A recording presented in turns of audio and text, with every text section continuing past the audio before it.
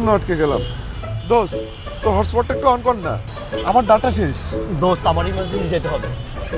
দোস্ত, প্রজেক্টটা এক্ষুনি সাবমিট করতে হবে। তুই একটু ম্যানেজ করে নে, গেলাম। আরে আজিব তো।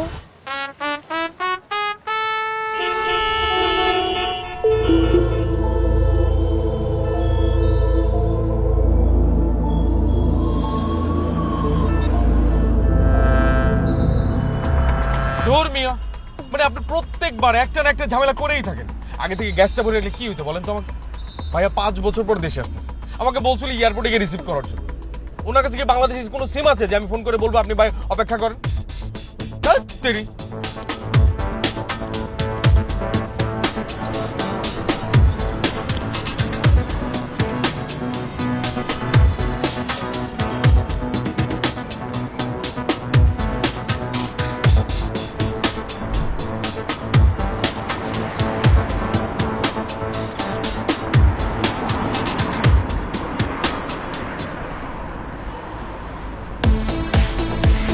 জাতিসংঘের ঘোষণা অনুযায়ী ইন্টারনেট এখন নাগরিক অধিকার, অথচ সেই অধিকার থেকেই বঞ্চিত দেশের অর্ধেকের বেশি মানুষ।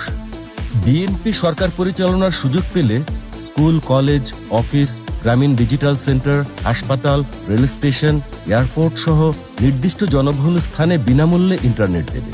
এতে দেশের সবাই সহজে তথ্য নিতে ও আধুনিক সেবা ব্যবহার করতে পারবে। ধানের শীষের অঙ্গীকার, ইন্টারনেট হবে সবার।